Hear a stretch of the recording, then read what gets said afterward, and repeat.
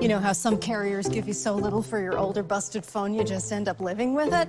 I don't think so. Verizon lets you trade in your broken phone for a shiny new one. You break it, we upgrade it. You dunk it, doggy bone it. Slam it, wham it, strawberry jam it. We upgrade it. Get a 5G phone on us with select plans. Every customer, current, new, or business. Because everyone deserves better. And with plans starting at just $35, better costs less than you think.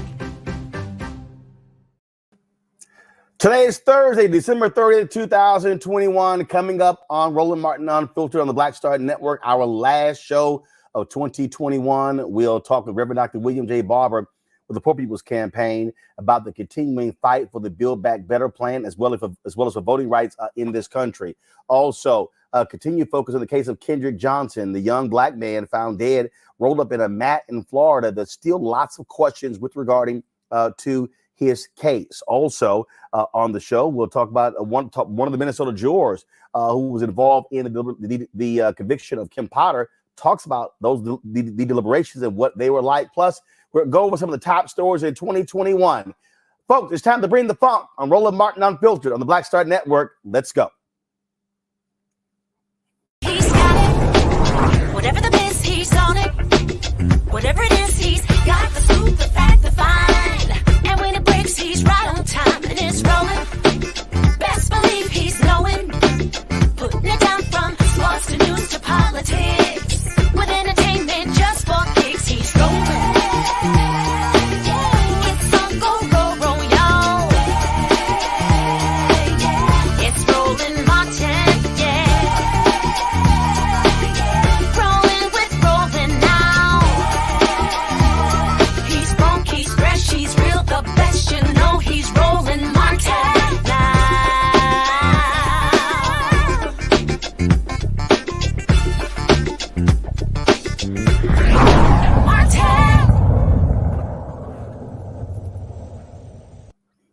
The battle continues in the nation's capital to address issues of working and poor folks in this country.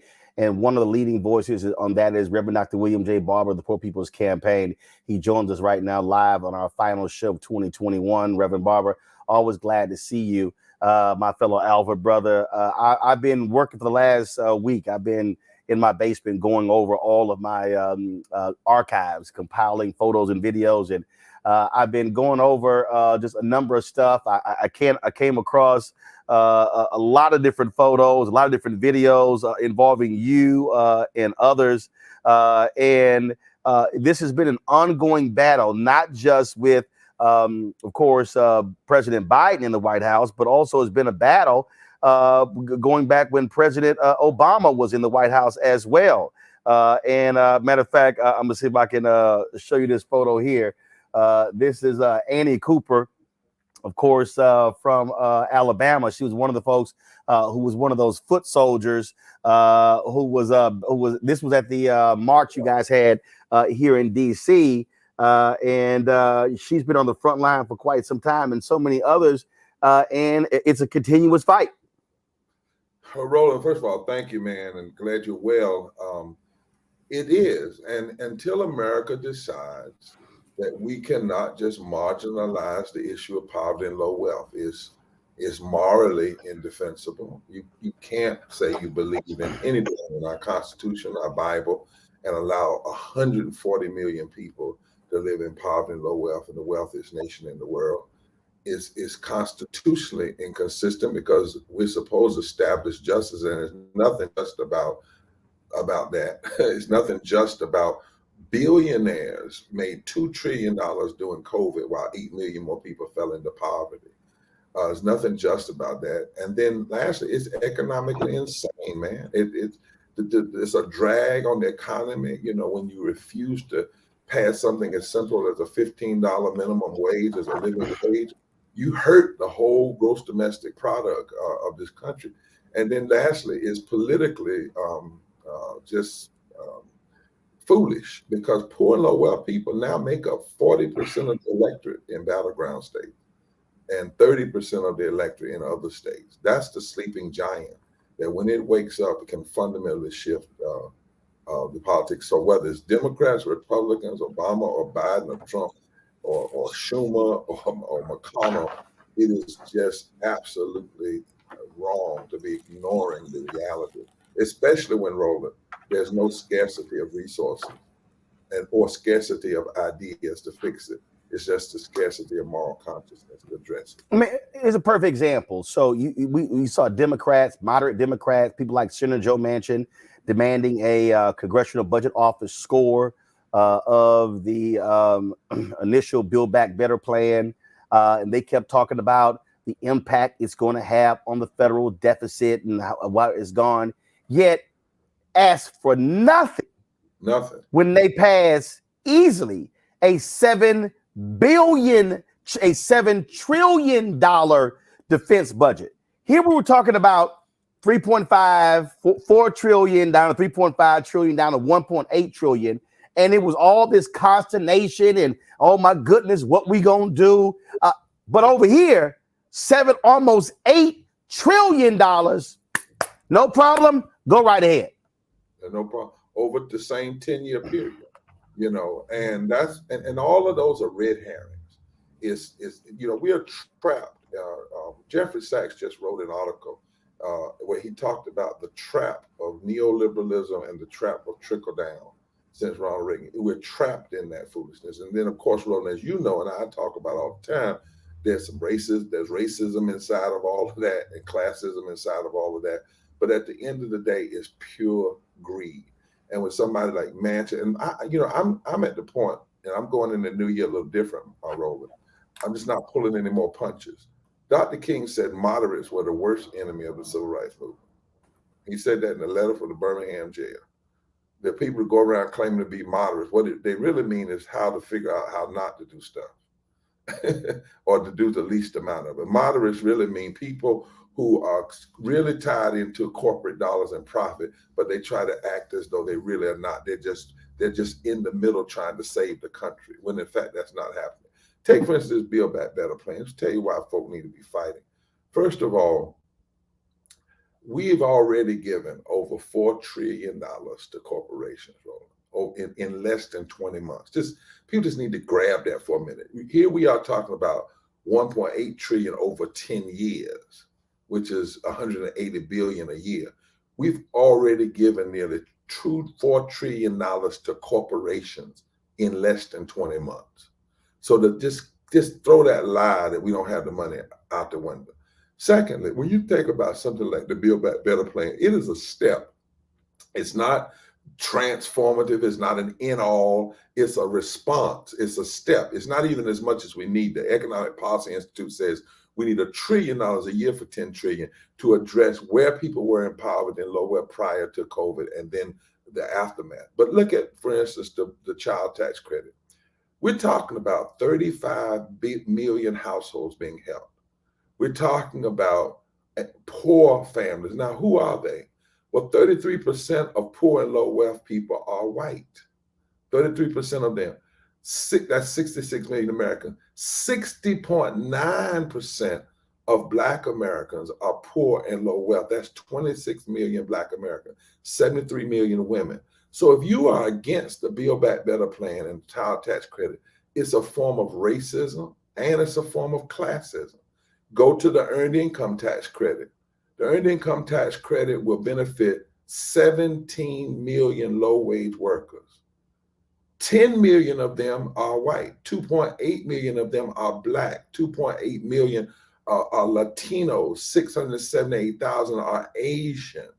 If you look at universal pre-K for 3 and 4 year olds, that will benefit 6 million children. If you look at Medicaid, the additional Medicaid coverage gap that's in this bill, that's 4 million uninsured people. But Roland, it's 1.3 million people of color who are currently uninsured, even in the midst of COVID, that would become uninsured. And then lastly, if you raise the wages, because inside this bill, it raises wages for home health care workers, the folk that come to your house and clean you up and help you out.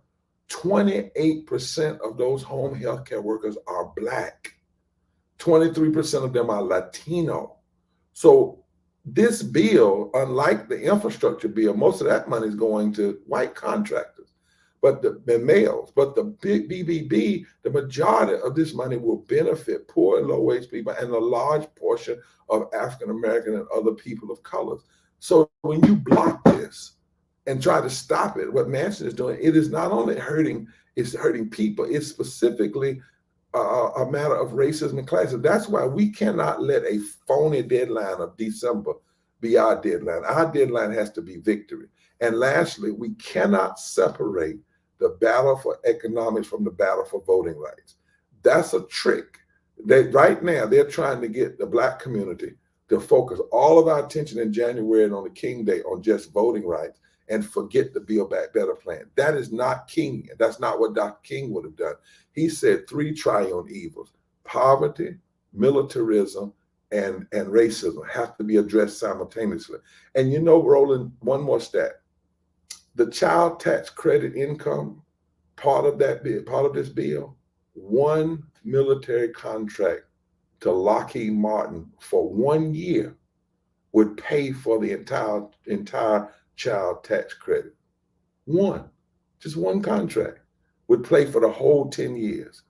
So this is a serious moment in our history, and we better be careful that we don't let people bifurcate us. Well, Black folk won't be over here fighting for voting rights, unions over here for this other stuff. No. These are simultaneous battles. That's right. And that's why the Poor People's Campaign is not backing up. We were in West Virginia on Christmas Eve.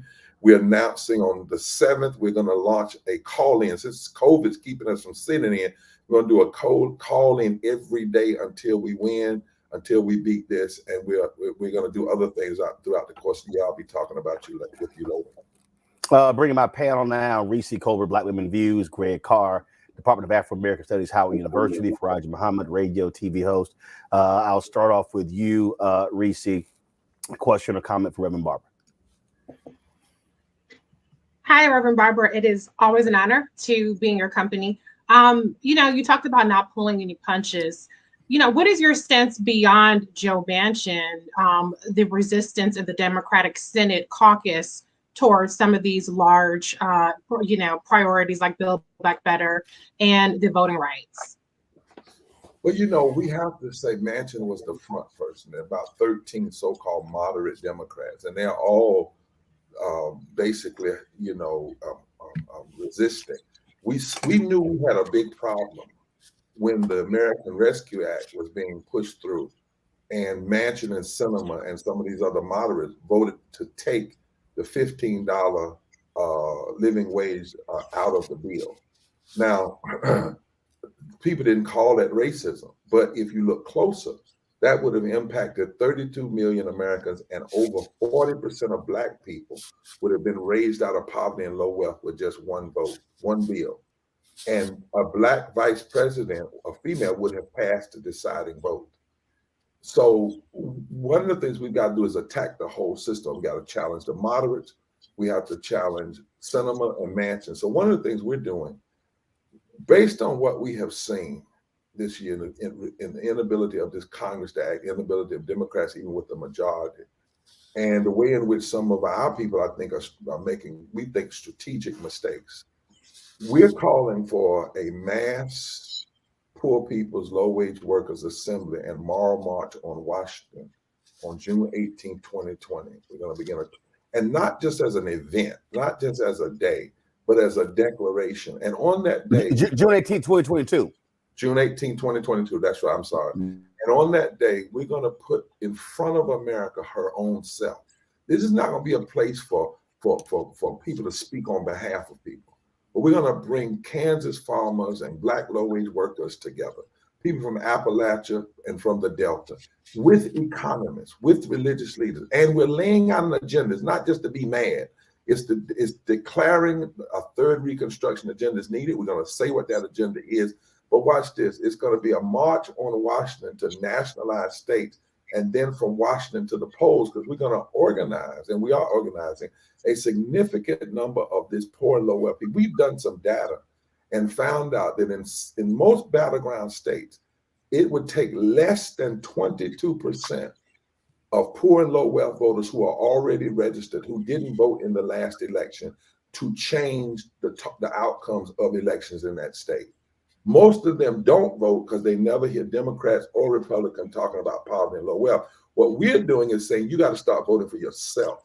You have to start exercising your power. So we're trying to wake up this sleeping giant and shift the moral narrative in this country and build political power.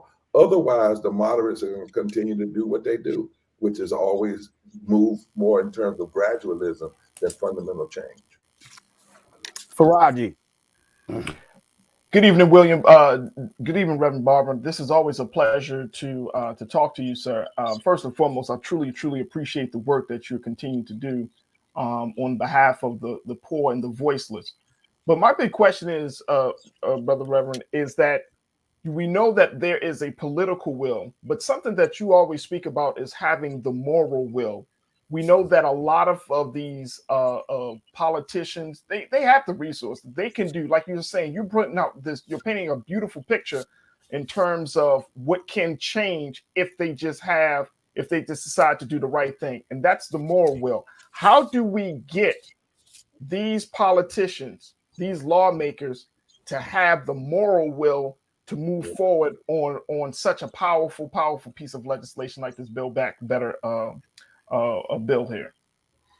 Well, I think one thing, we have to call it a step. We've resisted calling it over. I think Democrats overplay stuff too much. They think this is the most transformative. This is the most money since the Great Depression. Well, that's actually not a good thing to say. If $1.8 trillion is the most that we've spent since the Great Depression, considering the problems that exist in this country, but it's a step, right? So one of the things we're doing in the Poor People's Campaign, we have 47 coordinating committees now, and we are committed not just to marching and sending letters, but we're committed to nonviolent civil disobedience if necessary. We're committed to, we're organized with religious leaders and advocates in all these states. And so when I say that we're mobilizing towards June 18th, that doesn't mean we're just organizing for a gathering. You know, we're organizing that. I won't say right now everything is going to happen leading up to that and everything's going to happen that week, but I will tell you that you only create moral will by creating moral tension. And that, I mean, just and anybody that tells you, I don't care if they're a black leader, I don't care if they run a civil rights organization, if they call activism in the street mere performance, if they call people putting their bodies on the line mere performance and suggest that they can do everything in the back room, through that they don't know history, they don't know how to do, they're not honest about political power, and it just doesn't make any sense. So we intend to create moral tension in this year coming. We intend to put people together who you normally don't think would be together. You know, if it wasn't for COVID, we had to be smart. We launched Moral Mondays nationally in Washington, D.C., and had the largest number of people ever arrested in D.C. at one time happen this past summer. Now, it was somewhat hindered, you know, because of COVID restrictions. But I'm telling you, the people that I talk to, whether they are they're Latinos, whether they're Deep South or not, they are tired, sick and tired, not the kind of tired that wants to quit. But what this Congress has not done has only emboldened their sense of a need of agitation and moral tension. You never get any transformation. That's why you will constantly hear me say, the movement we're building includes all people. And the people who are leading it, who are at the front, I'm a servant of the movement. I'm not the leader of the movement. I'm a servant of the movement. Because the real leaders are the people who have to live in this craziness every day, who feel the brunt of these bad policies every day. They have far too often not been elevated. What has happened is people speak for them, or people go in back rooms claiming they're for them. Well, it's time to put them in the front room and on the front stage and at the mic, and if necessary in the street and wherever, until we create the necessary moral tension. Is the only way you're going to get. Put it like this, brother. You will never get moral implementation without moral imagination and moral agitation. Thank you. Greg Carr. Thank you, brother. One alpha to another alpha. Indeed. Thank you, Brother Roland. And it's always good to see you, Brother Dr. Barber. Indeed. There ain't but one way to go. But you evoked our fair brother, Martin Luther King, of course, and you certainly are in that work, in that arc. Sounds a whole lot like you're updating and moving forward in a 21st century version of the Poor People's Campaign. And we know that was met with violence, that the state violence is real. And I join Reese and Faraji in thanking you and being in full support, and in also hearing what you said about going into this year differently. It seems to me that many people in this country treat this country as a means to an end. And I guess my question to you is whether or not we have to do the same thing, particularly given that all the high rhetoric of America and we're better than this, nothing in the historical record supports any of that. And what you're talking about as a moral standard sounds a lot like Martin Luther King. On July 18th, before, as you say, what y'all launched earlier when COVID intervened with the campaign here in DC, could you help us by maybe helping people understand what is at stake if, in fact, this strategy of hitting the ballot boxes, increasing the electorate, bringing people in, if that strategy does not succeed, what's next for this settler state that has never been a nation, in fact, and has never really had a moral standard that they lived up to? What will be next in this country if this doesn't succeed? Well, I see this declaration, this day of declaration that we're making on June 18th, where we declare we won't be silent anymore, as critical to the future of a possibility.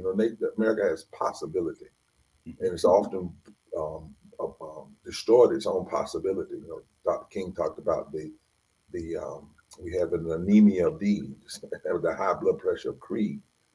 And, but you can also go back to Frederick Douglass after the Dred Scott decision. And we use a lot of our modeling too from the first Reconstruction movement, as well as the Civil Rights movement. Frederick Douglass, after the Dred Scott decision, called it a monstrous decision. And he said, but every attempt to ally the abolition movement has only served to intensify and embolden our agitation. And when they passed the Dred Scott decision, Frederick Douglass said something I think about a lot. He said, could this be a necessary link in the chain of events to the downfall of the entire system of slavery? And I think we are at an either or moment. Either this country is going to respond to nonviolent moral tension, massive turnout at the polls of people who are impacted, moral outcry, and shift, and move a little bit further toward the goal, because the goals are so lofty. Or we're going to have a major implosion. We're already in the middle of one. You look at all of the people that walked off their jobs in the middle of COVID, workers. There's no way we can maintain any sense of domestic tranquility over the long haul when you have nearly 43% of your people living in poverty and low wealth right now. And I think that's what I love about Roland. He's telling it, because a lot of the media don't want to talk about this. In the 21st century, 43% of Americans can't afford a $500 emergency. Think about that.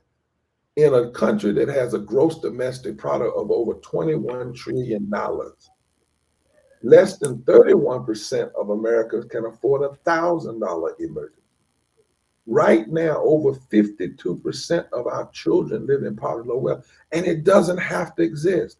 You cannot maintain domestic tranquility and peace with those numbers existing and growing. 8 million more folk fell into poverty during COVID, while billionaires made $2 trillion in the last 20 months. Eventually, that is too much of a strain on the farce of equality. Right now, we have a farce of equality, right? And you gotta face it, because if you don't face it, we could be talking about over 50% of our people in this country living in poverty and low wealth in the not too distant future. Now, at some point, that's going to implode and explode, right? Unless there is a response. That's one of the reasons why we've said, even in this battle over COVID, we said to the White House, and you all should know, we've been begging them, let poor and low wealth people and literally come in and talk to Biden, and then let them go to the mic and say to America why this stuff has to happen. We said to civil rights leaders, you got to go to West Virginia and join with people and put pressure on Manchin. What he is doing is setting this country up for a major failure. And I'm afraid for the country. I'm going to be quite honest. Yes, when you look at the level of systemic racism, systemic poverty, ecological devastation, the denial of health care, and this war economy, you just heard Roland say we can commit $7 trillion to war, $700 billion a year, and we can't contribute $1.8 billion to help people come up. And then you look on top of that, this false moral narrative of religious nationalism. We already saw a taste of what could happen on January 6th on that side. But I'm telling you, I have fear for this country if it keeps refusing to respond to moral and nonviolent cries.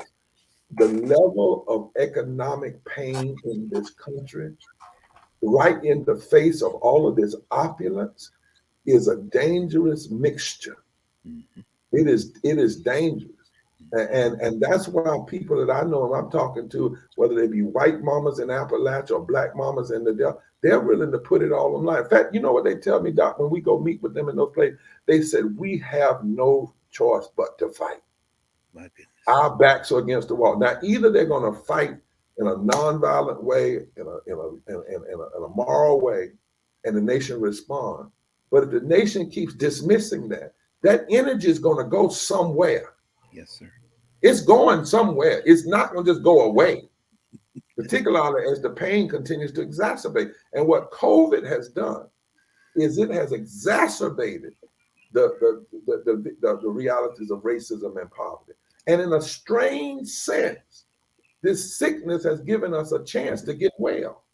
And if we cannot respond with a level of grace and compassion and morality in our public policy, after 800,000 and growing deaths.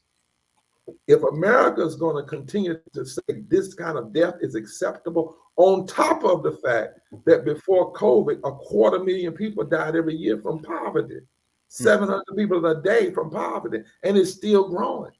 And if you can't respond, if this death doesn't scare us to life and scare us to a new kind of public policy, I fear for the future of this nation. Well, which is why, Reverend Barber, I believe what has to happen as we, look, once we go into the new year, you talked about MLK Day. Anybody, any Democrat, any Republican who tries to send out an MLK quote or some crap like that need to be eviscerated. I would say to any of these civil rights organizations who are being quiet, talking in closed rooms, but not out publicly, should be called out as well, because King was not quiet. And so I don't want to hear all these folk praise MLK. As I always say, treat him like a civil rights bobblehead and like a civil rights mascot, as opposed to talking about the things that he was fighting for. If you ain't there, I just don't even say nothing on that day or that weekend. Yeah, I'm writing a piece, Roland, with some other folk. I got convicted in the spirit to write a piece called "Who's Killing the Democracy."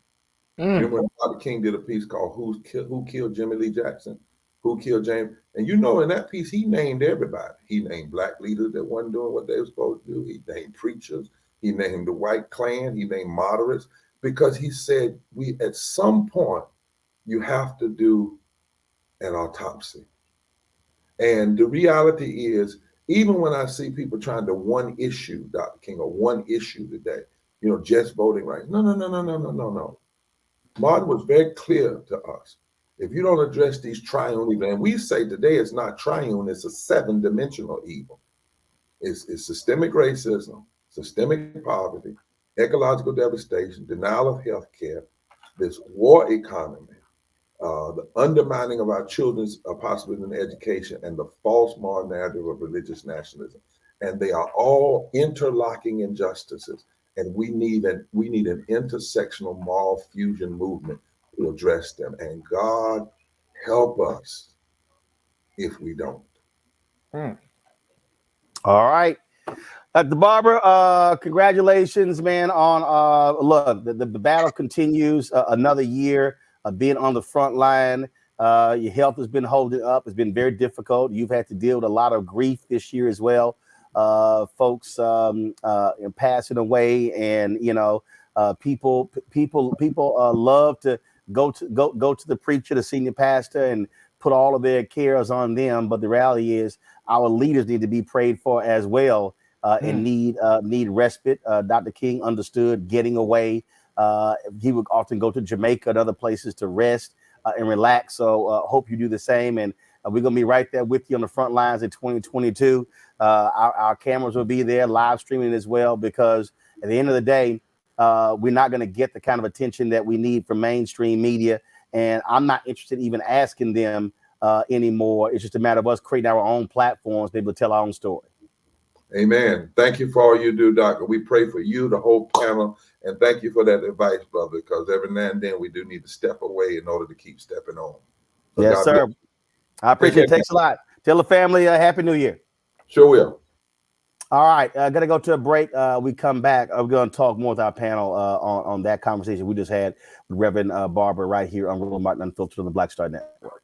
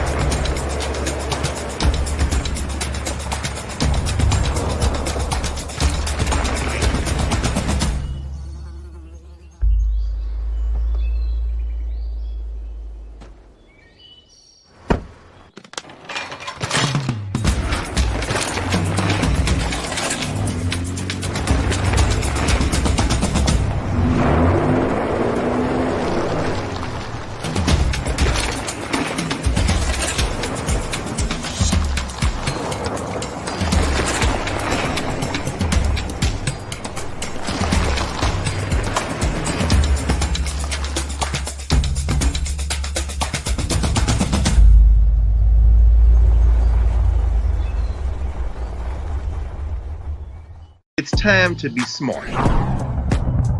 Roland Martin's doing this every day. Oh, no punches! Thank you, Roland Martin, for always giving voice to the issues. Look for Roland Martin in the whirlwind, to quote Marcus Garvey again. The video looks phenomenal, so I'm really excited to see it on my big screen. Support this man, Black Media. He makes sure that our stories are told. See, this difference between Black Star Network and Black-owned media and something like CNN. I got to defer to the brilliance of Dr. Carr and to the brilliance of the Black Star Network. I am rolling with Roland all the way. Honored to be on a show that you own. A black man owns the show. Folks, Black Star Network is here. I'm real revolutionary right now. Wow. Roland was amazing on that. Stay black. I love y'all. I can't commend you enough about this platform that you've created for us to be able to share who we are, what we're doing in the world, and the impact that we're having. Let's be smart. Bring your eyeballs home. You can't be Black-owned media and be scared. You dig?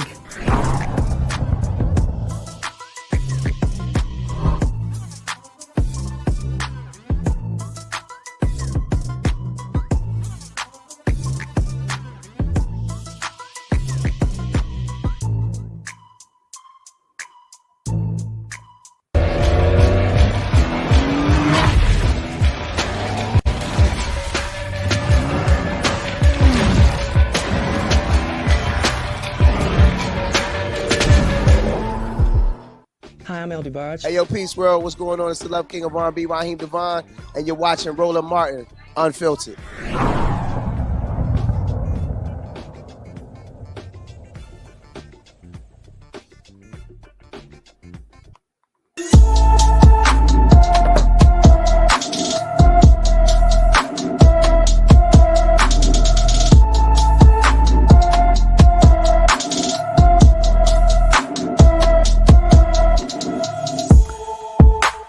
Folks, 14-year-old Niall Foggy was last seen December 18th in Philadelphia, Pennsylvania. Niall is 5 feet 5 inches tall, 110 pounds, with brown hair and brown eyes. She has dimples in both cheeks and both of her ears are pierced. If you have any information, call the Philadelphia Police Department at 215-418-0265, 215-418-0265. All right, I want to bring my panel back in here. The conversation that we just had, I think, really is an important one, and I want to start, Reese, where Dr. Barber talked about how we can't separate the economics from voting, and it's always interesting to me when I listen to people and they want to talk about public policy. I was just on the fan base app in the chat room, and some folks were talking about, how, we just give our vote to the Democrats as if Black people don't think we actually do. In fact, we think far more diligently about how we vote than, frankly, than a whole bunch of other people. And one of the things that folks were saying, well, with the CDC, they ain't doing this and not doing that. And then I had to remind them, I said, well, that's not true. The George Floyd Justice Act passed the House. CDC led that. The For the People Act, the John Lewis Act. I mean, I went on and on and on. And so we're very good at criticizing our institutions, saying they ain't doing this and not doing that, when in fact they are doing stuff. And what you see, what Reverend Barber is talking about here, is you cannot talk about voting rights and ignore the economic reality of what those votes mean. I go back to Maynard Jackson. When he became mayor of the city of Atlanta, Black people were getting 0.0012% of all city contracts. And he came in and said, this is going to change. His grandfather taught him the 3 B's, the ballot, the book, and the buck. And so he understood how political power can drive economic power. And those two things went together. And so when they were about to redo the Atlanta airport, he said point blank, tumbleweeds will be rolling down this runway before I allow it to be reconstructed without significant Black participation. It's the economics. Marion Barry understood that. Coleman Young in Detroit understood that. Hatcher in Gary, Indiana, Stokes in Cleveland, those Black mayors understood that. And so what do you think is going to require for us to get folks to understand you cannot talk about voting if you don't talk about the money? Maybe Putin deciding that Black people should be very much attuned to this, particularly on social media, because it seems like our attention span on social media and the narratives that are driving it are about chaos, are about discontent, as opposed to education and empowerment and really understanding how to move the needle. I mean, I was pretty appalled when I saw a lot of the feedback. And granted, I've talked about disinformation campaigns and how some of what we see is manufactured or artificially boosted, but I was very much appalled when I saw the reaction to when Vice President Kamala Harris, for instance, was touting the child care tax credit or the child tax credit, that people were saying things like, I don't care, sis, cancel my student debt, or, you know, being very dismissive of it, or even when she laid out the lead pipe removal or lead water removal plans, and people were again talking about, you know, what other things that haven't been done, as though these are not issues that particularly impact our community. And so I think we have a breakdown in our communications, we have a civics breakdown, and, you know, people are more focused on what is driving discontent. I understand that voting rights is touted as the Black issue, even though it's not just something that affects Black people. You have disabled or differently abled people who are, disenfranchised through different voting measures, Native American community, et cetera, et cetera. And even when it comes to the Latino community down in Texas, they're getting notes about verifying their citizenship in order to be able to vote. So, you know, the voting issue and even civil and criminal justice are touted as the Black issues. And that allows people to really take their eye off the ball on a lot of these economic issues that are impacting us, particularly the environmental justice issues with all the money that's going in the American infrastructure plan. And so I think we have to broaden our own lens. We have to broaden our emphasis and our focus and hold people's fuel to the fire, because it's inexcusable that, you know, you have people more up in arms about a hashtag, cancel student debt hashtag, or more up in arms about whatever, you know, Charlemagne and you know, said to Vice President Kamala Harris, when there's billions of dollars in Black farmers aid that is being held up because of a lawsuit, and there's no galvanization in our community around that whatsoever. So we, you know, I will never, ever absolve politicians from their job. You know, I stay on Chuck Schumer's ass about stuff because nobody else seems to do it. But I think as a community, we need to show that maturity, that electoral and that civic maturity, to start paying more attention to all of these issues that are impacting us in particular. The thing that gets me on this whole thing, Faraji, is when I listen to people. And again, I mean, I literally was just in this chat room and I mentioned the amount of money the HBCUs have received over the past 18 months. And it was met with, well, they give us some trinkets. And I'm like, we're talking big. Mm-hmm. I literally said I said, do y'all realize that the federal government has given Tennessee State, Greg's alma mater, more money in the last year than the state of Tennessee gives Tennessee State, and it's a 4-year school. I said, on average, these HBCUs have received $25,000 per pupil. What Reese just said about child tax credit. Yeah, okay. Well, PPP. Well, damn. Please, I mean, please show me then. Like, well, what's worthy then? I mean, and again, I'm all about holding folks accountable, but I cannot dismiss what actually happened in 2021 when there was a complaint about the lack of Black businesses getting PPP loans. They literally created a special period for Black-owned businesses, partnered with the National Bankers Association, the Black-owned banks. We had them right here on the show. I hear, well, and I'm like, well, damn. And so it's not a question of, well, you must show your gratitude. No, it's called being honest about what has actually happened.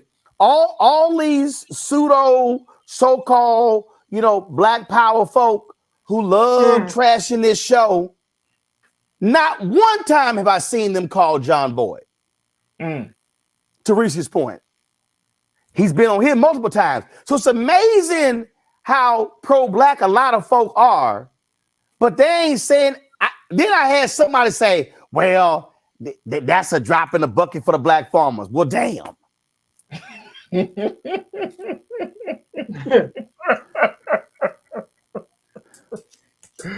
Well, I think a couple of things, Brother Roland. First and foremost, I mean, I think that people are seeing all that they experience. Like when you listen to Reverend Barber about, I mean, he was just breaking down the data in terms of the number of people in this country that are poor. And not to prop anybody up here. I mean, we're all just a couple of paychecks shy, might be, of being in certain, categories. But when you look at how many challenges that are on the table that are facing Black people in this country, and then the pace of progress, it's so slow that you're creating a culture of frustration. You're creating a situation where people are just feeling like there isn't enough. That's not enough. That's not enough. But I think to your point, the ball has to start rolling somewhere. The trickle of the little bit here is just the beginning point. And it's unfortunate. The unfortunate part about this whole dynamic is the fact that with each new administration, with each new congressperson, we got to kind of go back to square one. And that's the frustration. We gotta try to appeal our case again to lawmakers. We gotta like the good Reverend said, we gotta add the moral tension again and again and again. Every 4 to 8 years, we gotta continue to put on the gas. But that's part of building a movement. That is the necessity, that there has to be consistent effort. We tout the great names of Dr. King, Malcolm X, and Fannie Lou Hamer, and all of those.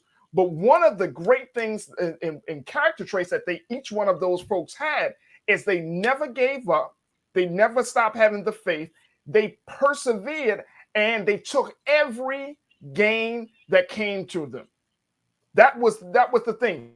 Every time there is a small win, they took it and move and build the momentum from that small win to move forward. And that's how we have to see. Look, this is the United States government, folks. Do you truly, truly believe the United States government, one of the most wicked governments in the history of this world, if not the most wicked, do you truly believe that they have to give us anything, that they want to give us anything? So we have to put things in its proper context and perspective to look at it, that if we're making some moral gains, if we're getting $5 billion for Black farmers, or if we're getting money for HBCUs, we got to take that win, but at the same time, keep the foot on the gas so we can keep it up the ass of those who want to make sure that they trying to stop the progress. I mean, the Reverend, I'll end it like this.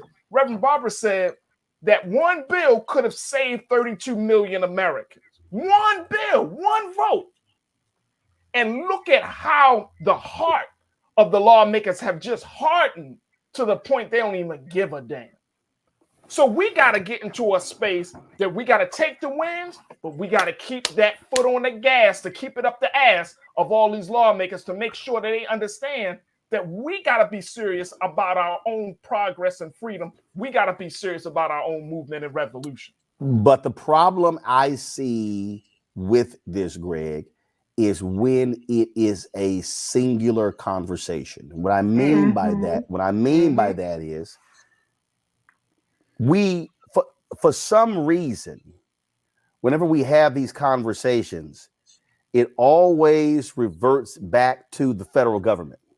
Without realizing that if you actually add up the state budgets, they exceed federal. So when we're talking about how do we make economic change, literally, somebody made a statement. Somebody made a statement in this chat room about how we own all this stuff before the Voting Rights Act, and now we don't. I said, well, us voting ain't had nothing to do with that. I said, what we owned before, I said, during Jim Crow was because we couldn't live and eat and work anywhere else. I said, then when integration came, we then went all about. So I then said, well, okay, so if we keep having this gentrification conversation, I remember when I was moderating the National Urban League State of Black America report, and gentrification, one of the big issues.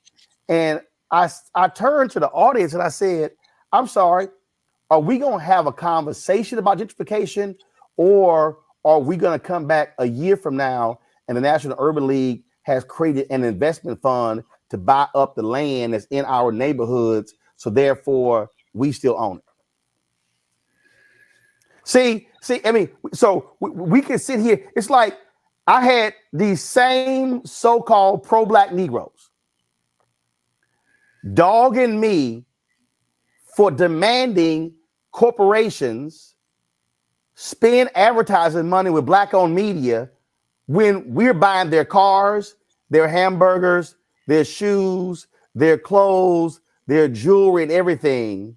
And I'm going, so how do you think we actually grow when CNN and Disney and Fox and ABC and CBS, they are worth billions from the same ad dollars, but I shouldn't be demanding any of those ad dollars, but then you want us to cover stuff, so how we gonna cover it if we ain't got the money to cover it? And so at some point, we've got to also look at, as Reverend Barber said, Dr. King did, we get to challenge some Black folks on what our game plans are, or are we only going to talk about, hyperventilate about the problem, as opposed to say, no, here's a plan of action, now we're going to get it. I ain't had no problem saying we put together a plan of action and went after the money, and we've gotten some of the money. We ain't gotten all that we supposed to get, but we still going after it. But I'll be damned if I'm gonna sit here and say, yeah, no, why you out there begging the white man? But you shop at their store. Right. Oh, I'm begging the white man, or rolling out here begging. No, it's called making a demand. Sound to me is the same. So to me, the challenge for Black folks in 2022 is we got to be as equally vigilant in challenging ourselves on what is our non-political game plan, as opposed to what's our political game plan, Greg.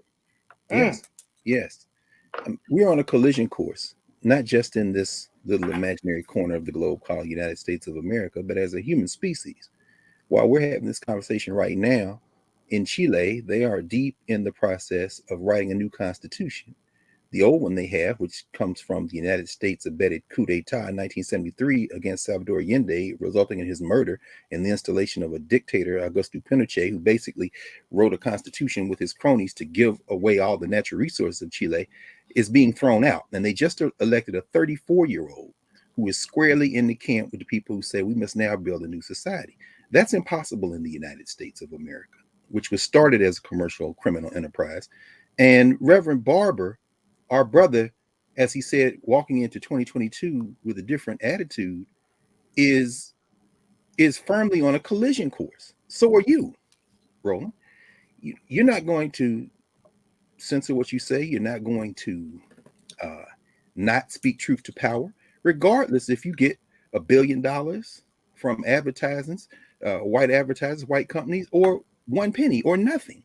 And I think that too puts you on a collision course, puts us on a collision course, because the system we are in is unsustainable. We heard Reverend Barber talking about that. one of the most difficult things we have to face in this moment, of course, is, and Reese keeps bringing this up in terms of the disinformation dimension of it, is the saturation of media. There is so much to watch that people tend to watch nothing. There was a recent poll in the UK which asked the population there, who do you trust for COVID advice? The number one category was friends and family. Because in a not doctors, not why? Because when there is white noise everywhere all the time, you tend to go to the thing that you can feel like you can rely on the most, and that is a very local conversation. Now, the problem, of course, with that is that there are no local conversations in a modern world system, because there are people who are monitoring the whole thing at one time. This young guy was elected president of Chile, and the markets immediately attacked him. And you see the Chilean stock market begin to dip. Why? Because the market has other interests than the people. This is why there's a collision course. And so they're going to try to force that Chilean government right by pulling out investments. Last year, corporate entities made $12.1 trillion. $12.1 trillion last year. Clubhouse, which was the hottest thing in the world a few months ago and now couldn't sell water in the desert, doesn't need to make money. Why? Because they have been funded by the billions for people who understand they have different interests than building community. Last year, these special, and I know you know this better now, these special purchase acquisition entities, what they call blank check corporations, they raised $152 billion last year. Companies that went public and private. No, don't run past that. Blank check companies that raise billions of dollars, yes, sir, with no business plan. Then after they raise the billions, then they go out and then identify what they're going to buy. Then they buy it. Like y'all, like no. Let me say this again. No business plan. Just some white guys going, hey, let's create a SPAC. And then they go, sure, here's $10 billion. And now this publicly traded company is created, this SPAC is created. And then they go, hey, we want to come buy y'all. And then all of a sudden, boom, publicly traded company. Y'all, don't even think for a second I could go get $10,000 without a detailed business plan. Right.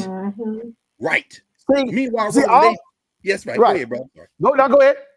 No, I was gonna say, meanwhile, they just gave Donald Trump's new media company billions. I mean, he wrote him a blank check. And because of the way it's set up, we don't actually know who's funding it. Exactly. We don't know who's putting the money in.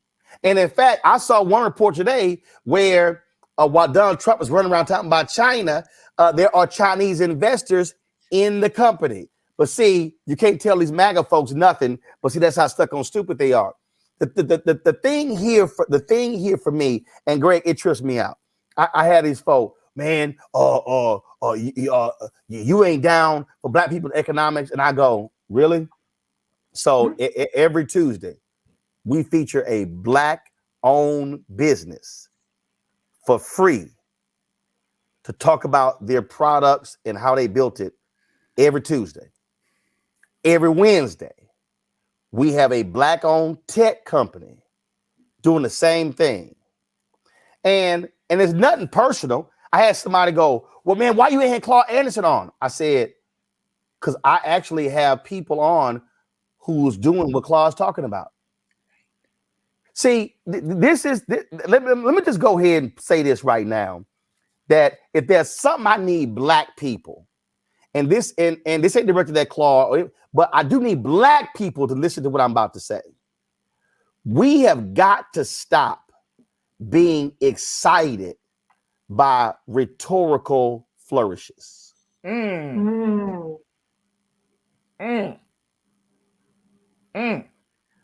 Listen to me clearly.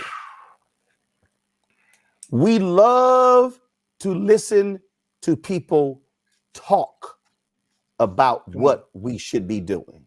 Come on, facts. As opposed to listen to people who are doing what others are talking about. And the only reason I'm using Claude Anderson as an example is I've met Claude before. I like Claude. But I'm actually doing what Claude talks about. One of the things Claude Anderson talks about is to build a Black community, you need a media apparatus. We built it. He says you use your media apparatus to then tell the stories of other Black people. Boom, that's what we do. Mm-hmm. So when people go, man, you need to have them on, I'm having the very people on who he talks about. See, that's the thing people don't understand. See, what y'all got to do is go to the Breakfast Club and look at the views. And look, they'll have this person, that person, 1 million, 2 million. Rhetorical flourishes. We love people who can turn phrases. Man, they were dropping that knowledge. They would drop. Okay. What are we going to do with it? See, I'm about doing something with it. That's why y'all can run the video. We get aired on TV One. When I turned to Mark Morial and I said, Mark, I want to come back here next year, and the Urban League has created $100 million gentrification real estate fund to go buy property. I'm tired of talking about gentrification on these damn panels. Right. I want to talk about us creating the crowdfunding campaign, but we actually did it. Right. The brother in Atlanta, I think was named Jay Morrison, did that. Whole bunch of posts, man, but the brother, he ain't shit. I said, hold up now, see, now we run around, says what folks should do, then we talk about what folks should be doing. Last night, we had my brother Isaac Hayes III on. When he came on the show, they had raised $150,000 via their crowd fund in the first 24 hours. This morning he posted, they've already hit 300,000 on their way to raising 2.5 million. Y'all, if we gonna do something in 2022, it's time, and Greg wanted to speak to this, where we stop flapping gums, where we stop rewarding people who talk a good game, and then we start saying, no, what are we doing? How did we grow? How do we get bigger? How do we expand? I am tired of, I am 53, turned 53 in November. I'm not interested in the woe is me conversations. This is about how do we achieve progress, and that means on the city, county, school board, state, federal level, private business, corporations, you name it. What's not going to happen on this show, and I'm gonna tell you, I had somebody tell me, man, why don't you have this brother? I said, you want me to put somebody on who all he does is trash me on YouTube and won't even show his face? And I'm sorry, what expertise does he bring to the table? You want me to bring somebody on who all they do is talk in front of a wall? They got a bad lace front, and all they do is talk about other Black people, and they don't have anybody of consequence on their show. So y'all want me to put them on my show? This is what I said. All them people can go talk on YouTube by themselves. They can go on IG Live, Facebook Live. They can go on all the lives they want to. But what I'm not going to do is put on mess to create mess. What all we have in the Black community is a whole bunch of mess. Ain't interested. That's why y'all ain't gonna see now. Look, now Reese love them housewives shows. That's fine. I don't care. I'm good. I know. I see your tweets, but y'all need to know you ain't gonna never ever see a housewife on this show. And if they come on this show, they not gonna be talking about none of them housewives. Because I'm sorry, I got finite time and I have limited time for mess. That has to be our focus in 2022, Greg. Moving forward progress, and not just talking about what we should be doing, but talking about what we are doing. Go ahead before I go to break. Absolutely. Well, quickly, I mean, here we are on the 5th night of Kwanzaa. Nia means purpose.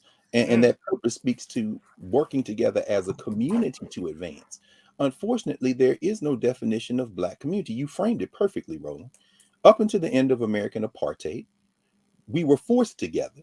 But after the end of legal apartheid, what you see is, and you've seen it happen in South Africa since the end of apartheid there in the 1990s, you've seen in that community what happens in all communities in a capitalist society. The Black elite begin to distance themselves. So there is no we, so to speak.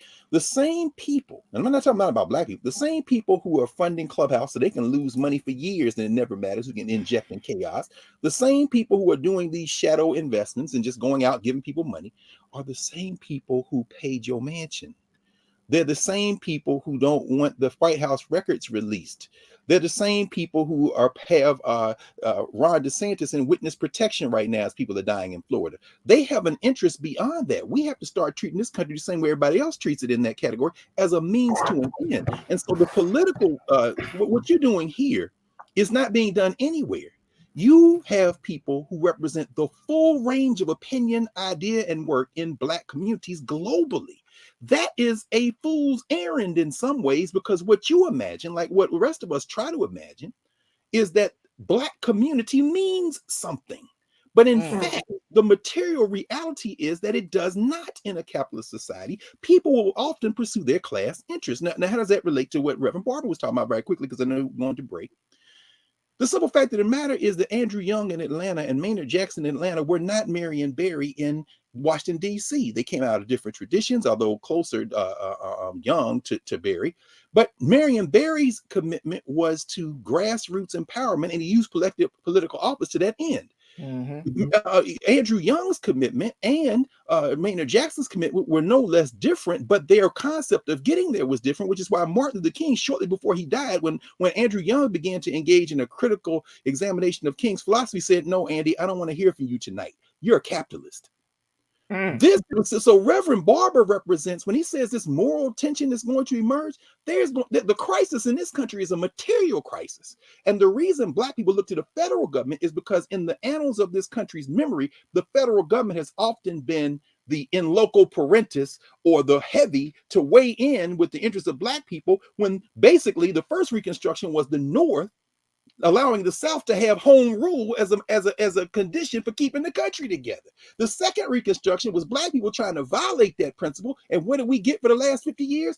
A violent pushback. If we keep this up, it's going to be some violence from the state. And Merrick Garland ain't going to do a damn thing about it. Finally, here we are on the verge of what Reverend Barber might call a third Reconstruction. But that will only take place if we understand that if the Urban League bought up $1 billion worth of property, and it displaced people who don't own homes because the property value went out or drove them out of their own communities, then the Urban League will be part of the problem. This is a moral crisis. And what you're trying to do, and what you are doing with Black Star Network, is trying to bring everybody to the table to have a very serious conversation about which way forward. And until we have that conversation, we can't just use the color of somebody's skin as a proxy for group advancement, because some of them Negroes are our enemies.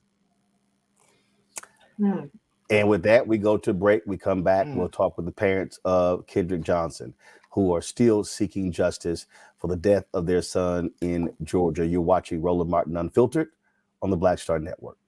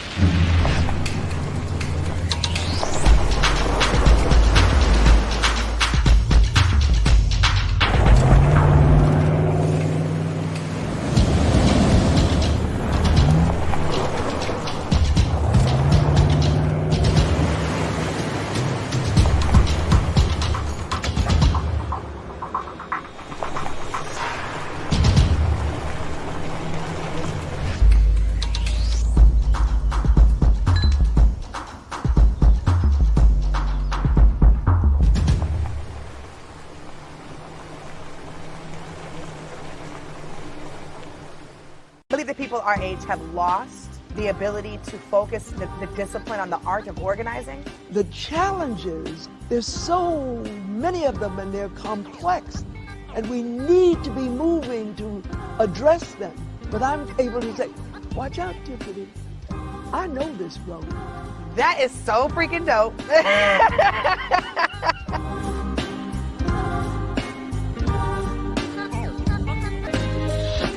I can't tell Roland nothing because Roland got game. Roland is one of the best lefties I've ever seen in my entire life. So Roland kicked my ass the last 3 times I played, so I really have nothing to say to Roland. Fashion advice is different. You ain't got to wear black and gold every damn place, okay? Ooh, I'm an alpha, yay. All right, you're 58 years old. It's over. What's up? I'm Lance Gross, and you're watching Roland Martin Unfiltered.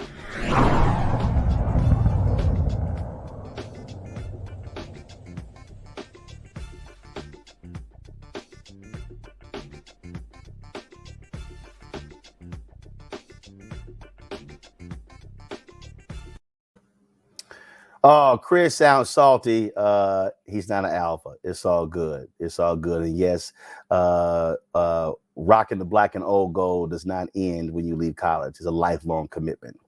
All right, folks. A story that we told you about, God, 8 years ago continues. And that is Kendrick Johnson was 17 years old when his body was found rolled up in a mat in a Georgia high school gymnasium. To this day, no one has been charged in his death. Many believe there was a cover-up. There's a documentary out that is called Finding Kendrick Johnson, and here's a sneak peek at that documentary. I can't do this. I cannot do this. Round 911, where's your emergency? Yes, I'm calling. My son had come home from school. Kendrick Johnson. You know, she said, have you heard from Kendrick? 12 o'clock, I knew he was dead. The body had been moved.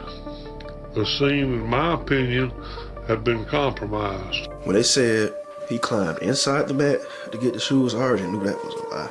We opened the body in this particular case, and the organs were not there. Paper had been stuffed into the cavity to fill it up. Body parts are missing, evidence is missing. And we tested it, and it was blood. Now, we did DNA testing, and it was not the blood of Kendrick Johnson. If it wasn't Kendrick blood, who blood was it? The parents hired their own medical examiner who said this was a killing. An FBI agent's home was raided last month in connection with the investigation into the death of a Valdosta teenager. Supporters for Kendrick's family are calling for a Department of Justice investigation. What do you want? Justice! The Johnsons and their supporters now hope the FBI will get an answer to what happened to Kendrick Johnson. All along, we know it was bullshit. We know it was bullshit. If KJ had been white, we wouldn't have had to make this film.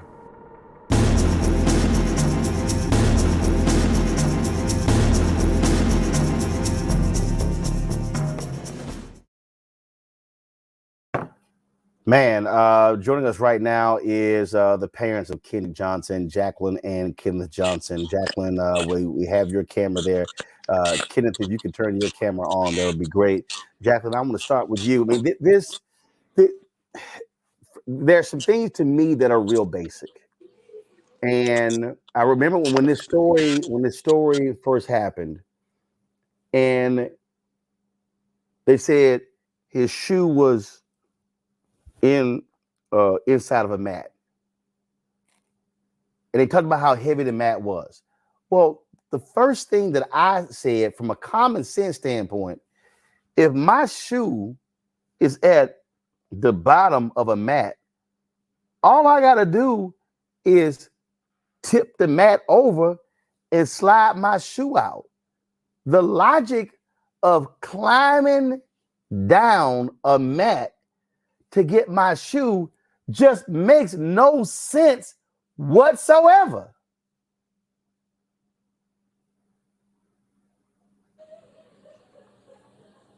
Jacqueline, go ahead. Yeah, it makes no sense. They, I guess they just thought we were just ignorant, dumb parents that were gonna believe anything they said. And it's just, it was just baffling. And again, I remember the video came out and we begin to see more and more of this. It just, I mean, stuff just simply did not add up. The case was closed. So has a new U.S. attorney, have they reopened? Are they examining the facts of this case? What's actually happening right now? Well, right now the case is open, but they're not doing anything about the case. The case was reopened just to satisfy the community because the sheriff that got rehired back in for sheriff this year is not the same sheriff. And he promised the community that if he got rehired, that he would reopen the case. And so that's just what he has done, reopen the case, but he has not done nothing about it. It is just, there's just so many questions about this. And I assume doing this documentary is important to continue to keep this story fresh in the public's eye. Yes. To keep spreading awareness and let the people know that what happened is just what we said from day one. Well, pulling my panel here, Greg, Reese, and Faraji. Any questions y'all have for Jacqueline Johnson? Faraji, I'll start with you. Ms. Johnson, again, our hearts and prayers and condolences go out to your family, especially at this time. I remember hearing about this case 8 years ago, and I was thinking to myself when Brother Roland was talking about it, I say, my gosh, it's been that long and we haven't really came to any reasonable explanation of this. Not only would I agree with Brother Roland on the Matt issue, but to find that his organs had been removed and all of this. I mean, wouldn't that, what has been told to you and to your family about that situation? How did it get from him climbing to get his shoes from an unrolled mat to his body being stuffed with papers and organs removed? Like, what was the lie? Or what has been the unexplained reason as to why that has happened? What has been said about that, Ms. Johnson? First, about the shoe, we know that was a lie. Then when we found out, we didn't find out until the organs was missing, until we had our own pathologist to do an autopsy on KJ. That's the way we found out about the organs. But everybody is trying to say that the GBI got them, the funeral home got them, or it's between the transport. So, everybody's lying. And then the sheriff told us you couldn't file a suit for the missing organs because it would be like he would be having to prosecute the GBI. Okay, if they're responsible for Kendrick organs, they can be taken down too. Mm-hmm. Yes. Reese. Ms. Johnson, I'm so sorry for your loss. This is such a just horrific story. We've seen in recent times where, I don't want to be insensitive here, but where it seems like it takes families like yourself really putting on display the amount of pain and the gravity of the loss that you suffered in order to move the needle. What are you hoping to accomplish with this film or documentary that goes into this detail? Are you hoping that it will lead to a renewed investigation or anything of that sort? I just feel like at this point, in the documentary, it's enough evidence that they have gotten from the 17 boxes that were returned from the Department of Justice, and the documentary where it clearly shows where the young man lied at. That it's enough evidence. I just want this is a case that it's been politics. They have turned it into it's not about Kendrick dying. It's about covering up for people that supposed to have been in, that we shouldn't have had to be fighting for. The people should have been in places. Well, they're in the place that they should have been doing their job. And so we're having to fight because of our skin color for our child, that they don't feel like his life mattered. They thought we were going to be this poor black family that didn't care enough about our child, that were just going to let them tell us anything, and we were going to go away, but we're not going away. Like I tell them, and I always tell them, they messed around and killed the wrong black child this time, because we're not going nowhere. We're going to fight them till the end. And there's no such thing. People keep talking about what does justice look like. There's no such thing as justice, because justice will be my child here with me. That's right. That's Come right. on. Yes, ma'am. That's right. Greg, go ahead. Oh, Thank you, Roland. I was letting that resonate. The ancient Egyptians, Ms. Johnson, would have called that a seba'it. That's a teaching. Not a lot of words. You don't need a lot of words when you say it the way that you said it. And I'm glad that you said what you said at the very end there, because, well, all of it, but especially the end, because the language is changing now. When we started seeing this latest iteration of killing of particularly our children, there were often calls for justice. But as Sabrina Fulton, Trayvon Martin's mother, said many years ago, she's part of a group she never wanted to be part of. And I know that that's the case, that you never want to be part of this group. But the language has shifted now from justice to accountability. And with that in mind, watching the trailer, thinking about the ordinariness of violence against our children, my question is, what can we do to more directly join this fight? Because you made a very important point there. They picked the wrong one to attack. They picked the right one to attack. We're not after justice. We're after accountability. What can we do to help you, Ms. Johnson, and help ourselves in the process? Well, we got to stand as one. We do not want to come together unless it's for fame or for stuff that is not important. We need to come together for Kendrick Johnson being killed in Valdosta, Georgia. We need everybody to come to Valdosta, Georgia, to show Valdosta, Georgia, and the people in the state of Georgia that Kendrick Johnson's life mattered. He went to school that should have been one of the safest places and was killed in broad daylight with nothing done. Nobody still held accountable. In January will be 9 years. Damn. 9 years will be nine. January will be 9 years. Nobody has been held accountable. Thank you. It is again a very sad story. One we'll continue to cover. Where is this documentary going to be airing, Ms. Johnson? It's airing on Stars right now. Okay. All right. We certainly appreciate it. Jacqueline Johnson, thanks a lot. We were supposed to have Kendrick Johnson, couldn't get his camera up, but we're certainly glad to have you here and keep us abreast of what happens. We certainly will continue to cover this case and to seek that justice for Kendrick Johnson. Thank you. Folks, I'll be right back on Roland Martin Unfiltered right here on the Black Star Network.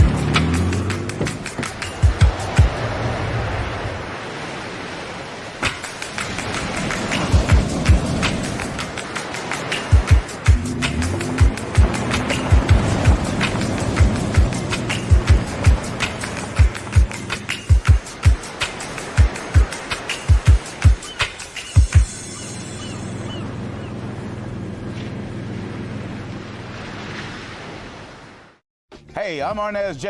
Black TV does matter, dang it. Hey, what's up, y'all? It's your boy Jacob Lattimore, and you're now watching Roland Martin right now. Stay woke.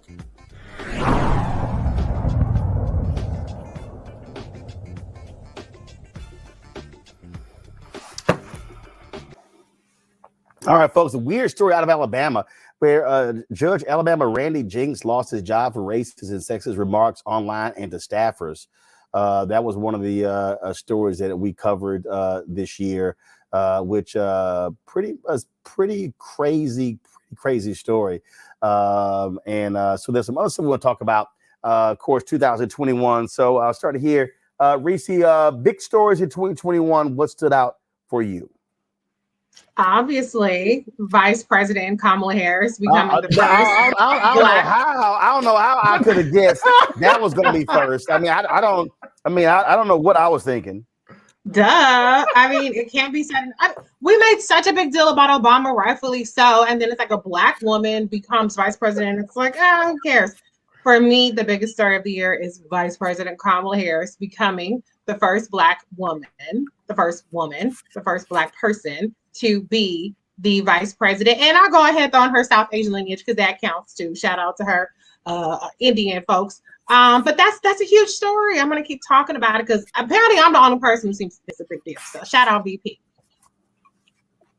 And she did a lot of things. I mean, if I get a couple more seconds, she did a lot of things that were very significant. All of the media focus outside of, this show, I'm the one who goes hard for her all the time. But the mainstream narratives were all about stupid little piddly shit.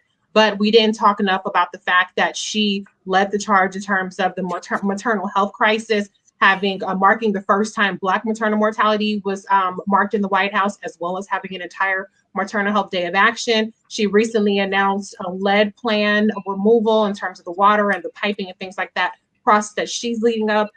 It was mentioned earlier about Black businesses and the changes that we saw in terms of the ability to access capital, PPP loans. She led the charge with that, along with Janet Yellen. I mean, there were so many areas where she led the charge on very significant substantive things that have not gotten any credit. I mean, we talk about the child tax credit, which had a significant impact on child poverty for Black people. She was instrumental in the White House support of that. And so I could go on, but it's not just about people. We talked about rhetorical flourishes. It's not just about rhetoric, it's about receipts. And if anybody ever actually looked at the receipts, they are plentiful when it comes to her impact in terms of HBCU funding. And pretty much, and this is what I have on good authority, everything that impacted Black people was something that she fought for in that seat as the vice president in the White House. So we cannot just talk about representation without talking about the results that we got from her being in that seat.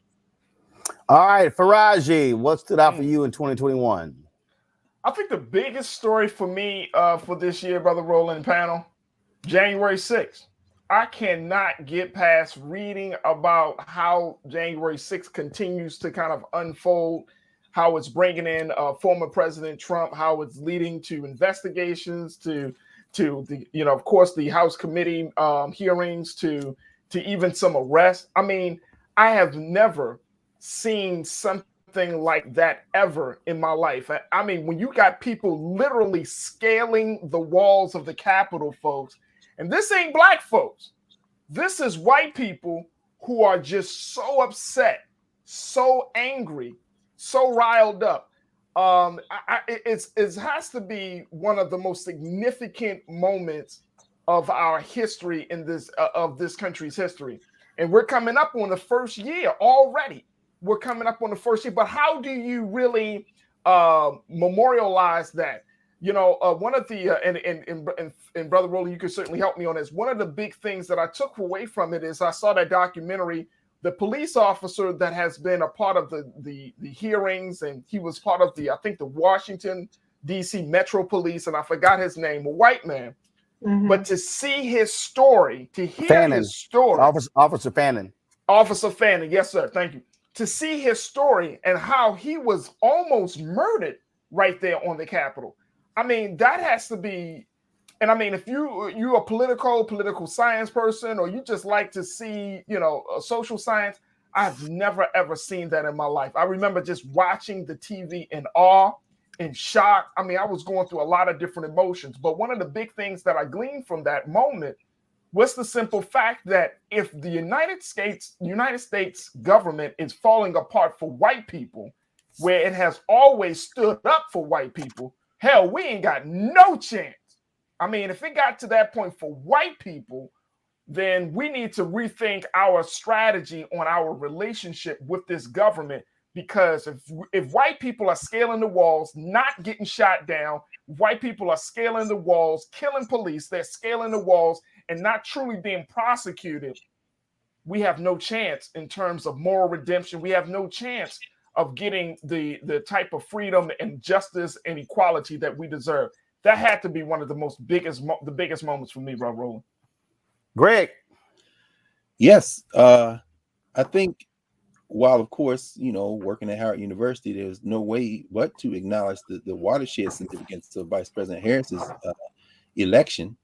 And of course, Howard had its own crisis, predictable crisis, this semester as a result of COVID and convergence of all the issues that many universities are facing.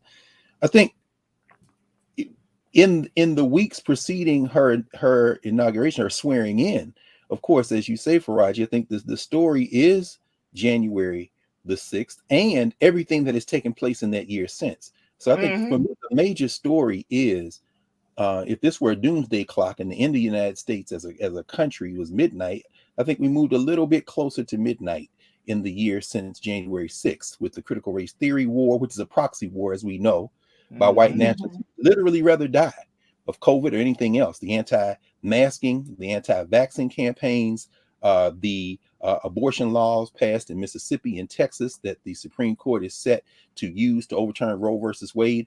All of these, the state house and voter suppressions, which led to the election of a nut as the governor of Virginia and another nut who happens to be black as the lieutenant governor. All of these things speak to, for me, the biggest story, not only of this year, but really of the last 4 years, beginning on election night 2016, which is that this country is closer to an open civil war than it has been at any time since really the civil rights movement. There's a new book out by Stephen Marche, a Canadian, who's written a novel called The New Civil War. That's based on interviews with over 200 military folks and scholars and activists. And his assertion is that when Trump gave that inauguration speech, that famous American Carnage speech, and then a couple of years later, you see literal tanks on the streets of Washington, D.C. on the 4th of July. And then you see tear gassing protesters in the summer of the racial uprising. He said, what happened on January the 6th was just the next logical step. So the story for me is they are literally dismantling the apparatus of the federal state. My only question is, what are we going to do to stop it? Come on. Come on. So I think that when we think about this year, certainly January 6th, hell, 6 days in. And it was very interesting. My publicist, Tasha, got upset with me because I did a lot of media interviews and they would ask me, so Roland, what was going through your mind when you saw it unfolding? And I said, I smiled. And I sort of had I did. I said, I smiled. You went hard in the face. I said I sort of had a Malcolm X moment when he was asked about after Kennedy was assassinated. And I said, and the reason I smiled, I remember because we were in Georgia. Also, that was another huge story in 2021, the election of Raphael Warnock and John Ossoff. You know, we basically moved to Georgia, spent 5 weeks there. And it was that this happened the day after the election. And we were actually at a black-owned restaurant where the staff was just chilling, just taking in the win. And it was on television. And I remember going over to the bar and we're seeing on television. And I was standing there like this here, and I started smiling. And I said, America, y'all now get to see what we've been telling y'all was going to happen. I said, there's no more, y'all are just, no. I said, you now get to see what we told y'all was going to happen. And it's happening. And I said, I was glad that folks had to see it. Because see, now what has unfolded has been the recruitment. Pete Navarro admitting they recruited more than 100 House members, and how Senator Ted Cruz leading the effort on the Senate side. Wow. See all of these different things. Wow. And now we hear Steve Bannon was right there planning and plotting, and he's still planning and plotting. Okay. And, he also got charged with contempt of Congress. And we could go on and on. All of these things are happening. And we told y'all it was going to happen. But now y'all seeing it. But see, now the question is, how do you respond? That's right. Now who goes to prison?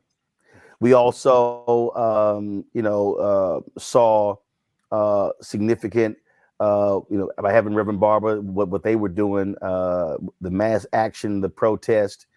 We saw that happening. But also, I think what we also saw happen in this year, we did not see enough action in some other places. We saw the problems Black Lives Matter faced. when they publicly announced how much money that they had received. And I had to keep reminding people, a lot of folk made a big deal out of Black Lives Matter receiving $90 million in funds, but NAACP got about 130, 140 million. Now they never released their number. National Urban League never released their number. Some other groups never released their numbers. But a whole bunch of folk profited off of the death of George Floyd. Come on now. And so you saw Patrice Cullors, who was forced to step down, and so they've been going through through that. And if there was something that I think that we did not see enough of, and I think this is tied to who's in office, I think it does, is action in the streets. We saw the rise in 2020 and the continuing in 2021 of Until Freedom. What was happening? The work they put on the ground, Breonna Taylor. We also saw a huge story in the big story of 2020 was the death of George Floyd. Big story in 2021 was the conviction of the cop who killed George Floyd. We can't overlook Derek Chauvin and what happened as well. So I think there are a number of things that we saw in 2021. But what I think is consistent as we move into 2022 has to be something Faraji said earlier, something Greg said. Reese talks about it. I talk about it all the time. And also put a pin in it. We also saw our girl Erica Savage Wilson come back. She's doing well. Matter of fact, she was on Facebook and Instagram Live just I think today. And so y'all, like, trust me, Erica was almost killed in that car crash, but she's made a remarkable recovery. It was to the point where she wasn't even allowed to even watch this show and even watch television because of her traumatic brain injury. So I got to give a shout out for that. I think that what we got to talk about is, for us as Black people, Frederick Douglass said it, power concedes nothing without demand, never have, never will, agitate. We simply don't have the luxury to kick back, relax, go chill in Paris, go hang out in Thailand, take a gap year. That just doesn't exist for Black people. It just doesn't. And I think we have to understand that we are in a constant pursuit of tearing down Jim Crow, burying Jim Crow, fighting white supremacy, because we are in a battle for our future existence. In the first quarter of 2022, my book will be coming out called White Fear. We'll be dealing with that. And why is that important? Because that's what we're in the middle of. And I think that what we have to recognize, Reese, is that we also have to be, I think, far more strategic and smarter in recognizing the white right buttons that are pushed, and then how we respond to those buttons being pushed. I got a email today of Simone Sanders' last day working for the vice president. When she was on CNN, I remember that was a segment that Corey Lewandowski was on, and it was Simone, I think Angela Rye, and it was like one of the panel of 8 people. And they had this panel, and they were discussing something, and Corey threw something out, and then Angela Simone jumped on that thing and took the whole conversation away. So I remember I ran into Simone, I was walking down the streets of DC, and we were she's like, well, I got something I want to run by you. I said, well, look, I'm busy. You can carry my bag and follow me where I'm going. So she did. So we I think we went to the ice cream joint. We sat down. She's like, man, that segment was great. I said, no, it wasn't. It was trash. She's like, what? I said, it was trash. I pulled my laptop up. I said, let me show you just what happened here. I said, this was a conversation. Corey Lewandowski threw something out. Y'all chased him down that rabbit hole, changed the whole conversation. I said, watch. And I played it and I rolled it back. I said, see, what you should have said to him was, Corey, nice try. We'll discuss that tomorrow, but this is today's topic. She was like, wow. So I think, Reese, when you look at because I said this about critical race theory, the moment it happened, I warn everybody, don't chase that down the rabbit hole. That's right. It had nothing to do with critical race theory. It had everything to do with getting white folks angry for the 2020 elections. And folk chased it, and I'm like, played right into their hands.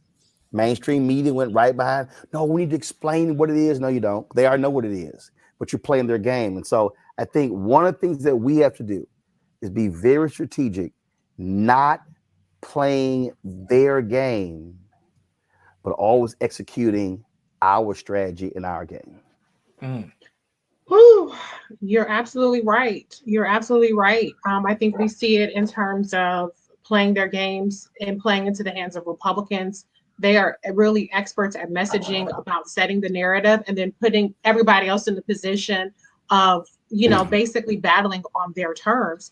But we also see this happen even within our own Black community. And, I find, being a person who's constantly pushing back on disinformation, that I'm constantly having to fight on, I have to constantly push back on the same, I will say not even 5, a handful of the same narratives that, really permeate the entire discussion. And that's the terms of the discussion. And so I think we have to expand what our lens is focused on. I said it earlier, and I just can't emphasize that enough. We have to really expand what we're really looking at. If I hear for 2022, we ain't got the George Floyd bill, we ain't got the voting rights bill, and disregarding everything else, I'm going to lose my shit, because yes, we don't have those things. But meanwhile, we're taking our eye off the ball on so many other things. I didn't hear a lot of people, push back on this whole, speaking of white is right, attitude that we have even within the Democratic Party in terms of selecting candidates. We have a lot of very qualified Black candidates. You've had them on your show, Roland, who are running statewide offices, whether it be for governor or for Senate. And, even at times, Black people, we're guilty of perpetuating the, well, they're not going to let a Black person win kind of attitude and undercutting the Black candidates until they start to show some polling that shows them in the lead. And so 2022 is going to shape up to be a big year. And we don't have to just fight against the white supremacist narratives that are going to really set a lot of the discussion in the mainstream media. We have to fight against the, I'll call it Black on Black crabs in the barrel narratives that really cause us to undercut our own, even within our own community, because 2022 is going to be about formal voter suppression, meaning, that going in through the laws that are passed at the state legislature, but also in what's happening in social media. And the last thing I'll say is, I saw the CBC wished a Merry Christmas, and all of the comments under there were Black purported accounts who were just trashing them, talking about reparations, which everybody in the CBC actually supports, and a number of other things meant to really undercut the CBC and make it seem like they're do nothing. I've never seen that kind of engagement under Mitch McConnell, under any kind of House or RNC accounts. And so we're fighting our battles as Black engaged voters and Black engaged people on multiple fronts. And so I just really want us to be aware of all of those things, because it's very easy for us to sit around here and talk about, how the white supremacist narratives and all the other kind of stuff, but we're really, really ignoring the detrimental narratives that we are seeing in our own conversations that aren't really being brought to the forefront or challenged. Brother Roland, can I add to that? Yep.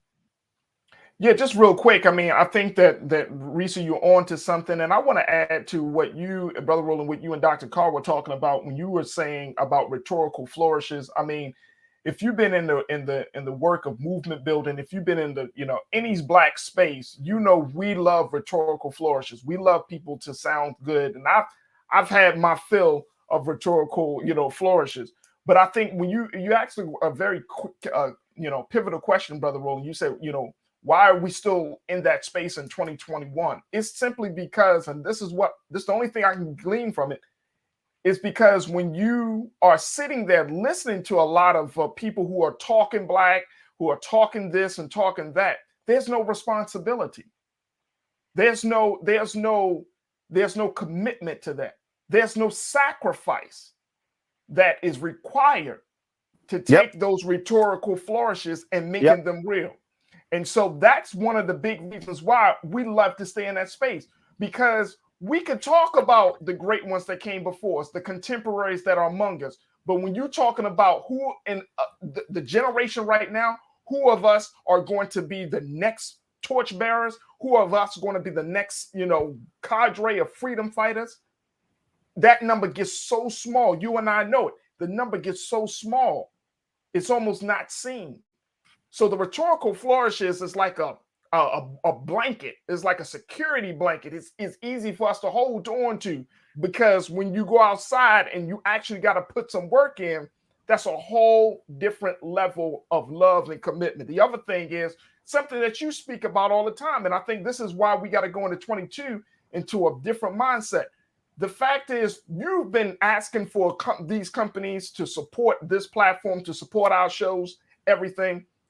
The fact is, there is a science to demanding. And we don't understand the science of demand. The great, most honorable Elijah Muhammad, he put it on the back page of that world-class famous newspaper, The Final Call. He said, what we believe and what we want. In that, he talked about having the United States to carve out a few states so we can get some land of our own and we can start our own thing, right? But there was a science to that demand, because in as much as he was asking for the United States government to do that, he was talking to Black people about doing for self. And some people say, well, why would he ask for something from this government when he knows that they may not give it to him?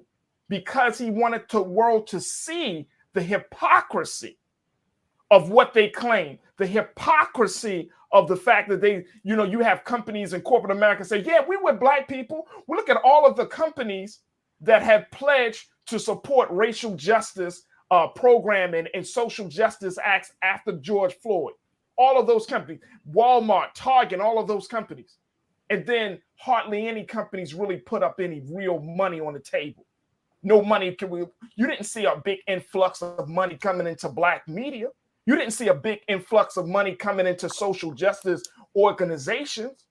So what are we saying? There is a science. You got to show people that, look, these are hypocrites. You got to show Black people they don't really have your best interests at heart. We put the demand on them.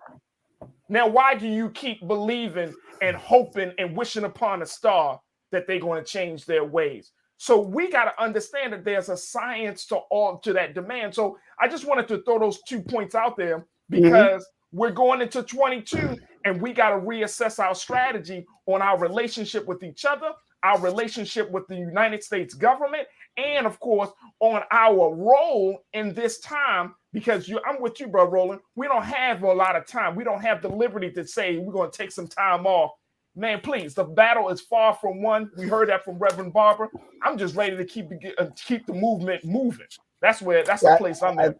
I think the point that the project makes there, Greg, is an excellent one. It's interesting. There were some people I sat down with Minister Farrakhan for preceding the 10th anniversary of the Million Man March. And we talked about failures coming out of the Million Man March. And one of the things that he said was there were a lot of people who were critical of the Million Man March who did not stand with us to create a plan of action after the Million Man March. And I challenged Minister Farrakhan, okay, what's going to be the plan after the 10th? When he came on my TV One show preceding the 20th anniversary, we had that very same conversation. And there are people who were, well, why did you challenge the brother minister like that? I said, well, first of all, it was a conversation. I said, Mr. Farrakhan wasn't expecting to sit down with me and to have a love session. I said, because he knows exactly how I operate, which he has actually expressed to me personally offline in terms of challenging. What Faraja just laid out there is, I would dare say, and I would say this, the one thing I think many people, not just black people, most people are afraid of is accountability. Mm. And you're absolutely right. Oh, it's easy to sit there and listen to a speech. It's easy to sit there and listen to a sermon. I love it when people say, oh man, that preacher, man, he was preaching. And then you go, what was the scripture? Mm. What they really were referring to was the hoop. Of course. They were referring to the hoop, which is the emotional part. But if you can't tell me what the scripture was, in fact, my wife will tell you, if we're sitting in church, she can tell you whether or not the preacher is having an impact on me, judging based upon my notes. See, I take copious notes. If she looks over and all she sees is the date, the name of the church, the preacher's name, the title of the sermon, and the scripture, and she don't see nothing below that, that means he or she ain't saying nothing that's resonating with me. Mm. And there are a lot of preachers who know they ain't preaching or saying nothing. So what they'll do, Greg, is they will immediately go to the cross. Mm-hmm. See, some of y'all gonna get that. So what happens is they'll go to the cross because when you go to the cross, it automatically elicits a response from the people. So the sermon is awful. And then they'll say, on Friday, all of a sudden folks stand up, start shouting. And then they go on Sunday morning. Yes, sir. And this is me sitting there. And I've turned to my wife. There's a certain preacher, I ain't gonna name the church, but he's an associate pastor. I'd be like, he about to go to the cross. He about to go to the cross. Yes, sir. So, I need y'all, everybody who's watching and listening, to understand that there are people who are on TV, on radio, on podcasts, who they go to the cross. Mm. They ain't saying nothing else. They're not talking about what's the plan of action to come Monday. All they focused on is that event. Every time somebody has a march, I go, y'all done data collection? What's the plan after the march? Mm-hmm. See, that's really, I think, where we have to be. You know, this year, I knew we were going to be launching Black Star Network. I knew that 3 years ago. So there was always a plan of action that was involved. It was always a building to that. And then when the haters were sitting here running their mouths, I was like, yeah, whatever. When they were doing videos saying, oh, he doing this, whatever, because I don't work for them. I work for the people. Mm-hmm. And so I really believe where we have to be in 2022, Greg, is we have to be willing to show the hand to the haters, to tell them to move on to their own divine good. So if they want to go talk, go on talk. Come on. Go on talk. Because they hit me up. They like, man, you need to come on so-and-so page. Man, she killing you. Why am I going to talk to a fool? Why am I about to invest time, energy talking to a fool? No, where we have to be, if we are serious about Black advancement, then we've got to be serious about not only announcing something on Monday, Tuesday, Wednesday, Thursday, Friday, but we got to be focused on what's the plan for the next day. That to me is really what our goal has to be in 2022, Greg. Yes, sir. And it's more than just words, it's action. And you've shown us with your action, Roland. You told that story many times in this space in TV One. You know, the first time that we met was an argument, but it wasn't an argument. It was just two brothers who began to get to know one another, because underneath any disagreement, agreement, is love. And what people have to understand is, I don't know anybody who works harder than you do.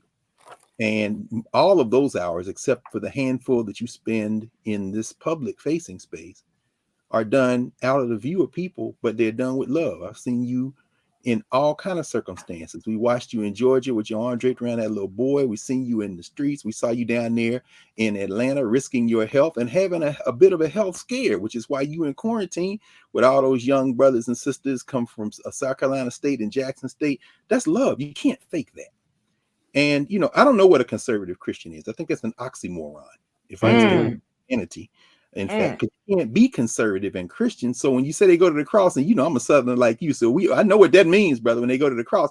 But it seems to me, and I might be misremembering scripture, but it seems to me that Christ was hanging between two people that day on Calvary. And what he had said in the words of the Reverend James Cleveland, so, well, if you are the Son of God, why don't you come down off that cross?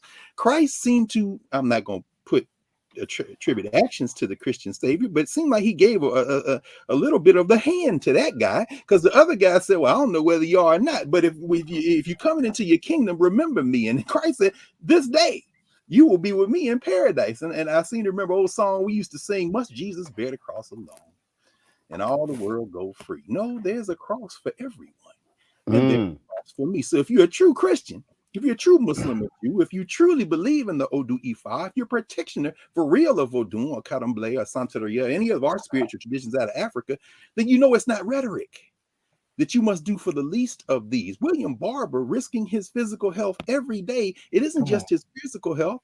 He needs bodyguards. You know why? Because the state is not going to go quietly when they are serving the interest of the money changers, the same class that Christ put out of the temple, again, if I'm remembering my scripture correctly. And so what you're doing and what you've been doing with this plan is that you're working and have been working out of love and sacrifice so that the rest of us would be around in a space that can help bring our people together. And sometimes, I mean, you have the gift of speech. There was another man I remember who became an ancestor since, you know, we were here last year, the great Bob Moses, who was a man of very few words. I knew Bob Moses. When Bob Moses spoke, people listened to him because he was doing his work out of love and sacrifice. Melvin Van Peebles used his camera, but people watched and understood that while they may not agree with everything Melvin Van Peebles filmed, they certainly went to see it and support it because he was filming and making out of love. Gloria Richardson, the same way, standing down those bayonets in her home in Maryland, Cambridge, Maryland. Eloise Greenfield, the children's author, all of the ancestors who made transition. Glenn Ford, the journalist, Cicely Tyson, the actress, Bunny Wailer, the musician, even a man like Franklin Thomas, the first black head of the Ford Foundation. Well, this bourgeois Negro is in these suites. No, Franklin Thomas was like, I came out of Bed-Stuy, and when you see me, you see everybody who grew up in that community. What the Black Star is doing is reminding us that it doesn't matter how much money you have. It doesn't matter how many words you speak. At the end of the day, we know you by your deeds, and your deeds, if they are done in love, will insulate you from all those haters who may be hanging on the cross next to you. Come on. Let me, the point that Greg just made, my frat brother and I, Todd Brown, we always have this conversation. And Greg alluded to this earlier, that there are a lot of people who are Black, who are in it for self. That's right. As opposed to in it for community. That's right. And so I think it's important for us to understand there's a difference between people who love themselves as opposed to who love Black people. When we were in Ghana in 2019 for the year of return, there were so-called Black people who were critical of us talking about the 400th. They were critical of us talking about the tourism and how much Ghana was making as a result. And they said we should have only been focused on Black people in America.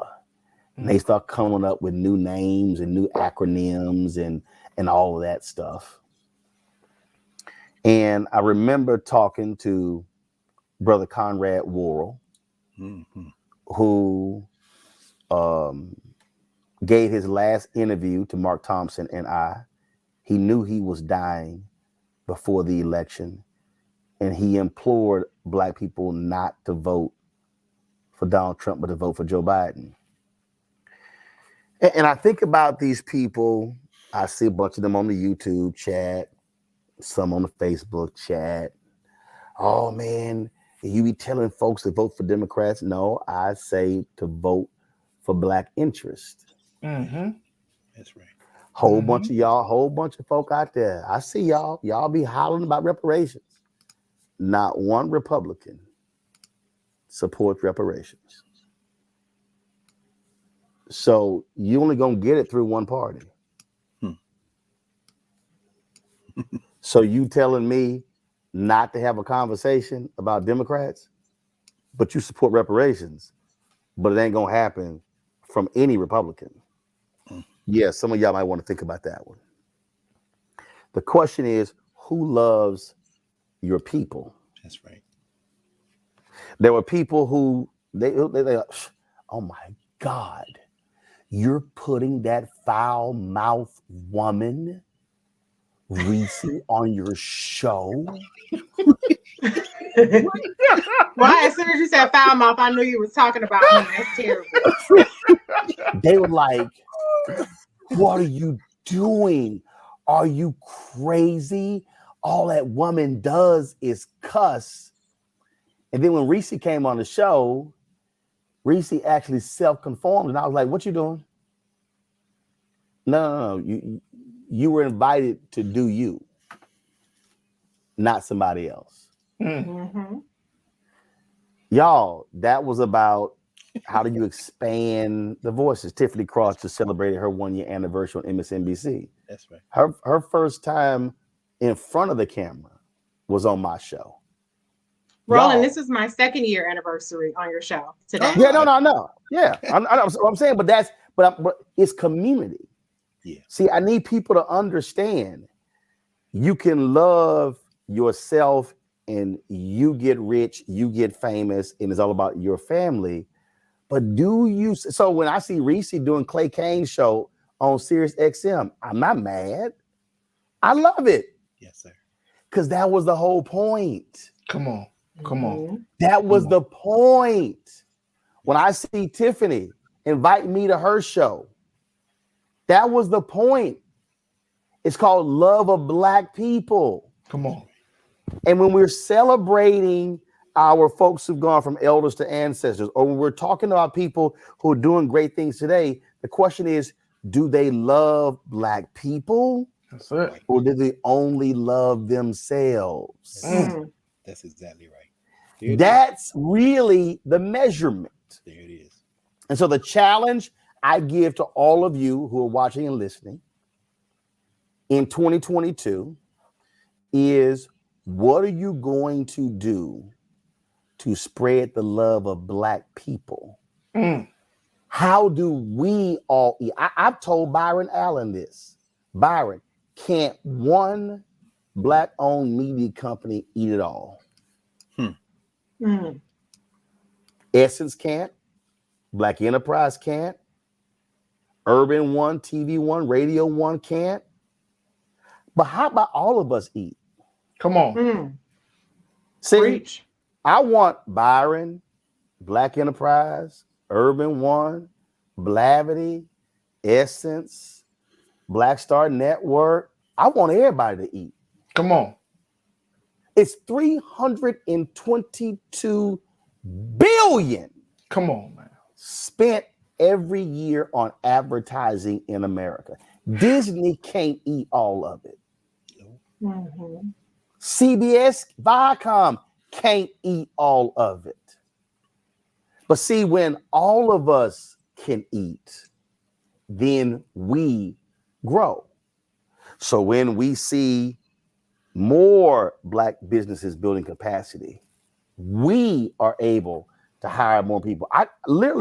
My producer Carol just sent me 4 resumes of folk for jobs. Y'all, that's 4 more than we had at this time last year. Come on, man. That's how we have to be thinking. And so if you're one of these trolls and that is your commitment to life, If you're one of these trolls and what you are providing to black people is to be a troll on the YouTube channel. Come on. It's to be a troll when you make your own videos. Go on talking to win. And if you one of those folks who watch them and listen to them, don't come tell me what they got to say, because I don't give a damn.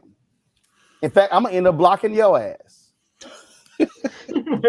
Because what we as black people can ill afford going into a new year is to be defined and held back by mess. That's right. And messy people. That's right. I don't care how fine dressed you are.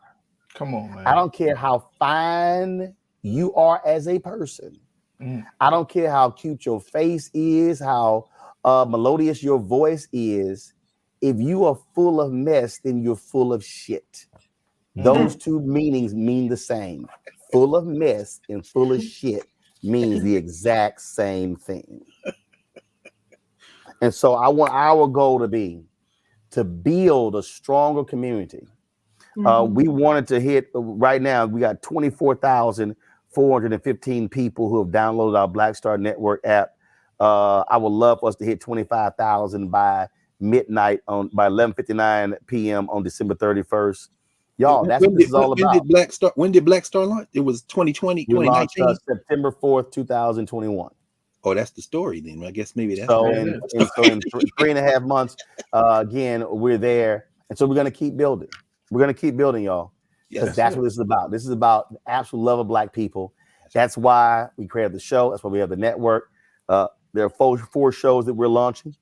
They've been in development for the past 2 months. We're launching those in January. There are 4 more we're going to launch in 2022 as well. And so that's where we're going. And so thank you for all of y'all who've been on along for the ride. Thank Faraji, Reese, and Greg. We're going to end this show, the final show of 2021, with a look back at some of the amazing people, brothers and sisters we've lost. If we left somebody off, charge it to our head, not to our heart. I've been posting a lot of images on my Instagram page from my archives of folks we've lost as well. And we've lost a lot of phenomenal people. But remember, there are a lot of phenomenal black people you've never heard of.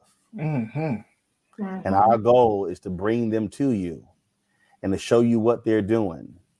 And again, if we can just continue to create more phenomenal brothers and sisters who are doing things for the love of our people, then we would indeed be a much better community. Folks, y'all have a great end of 2021.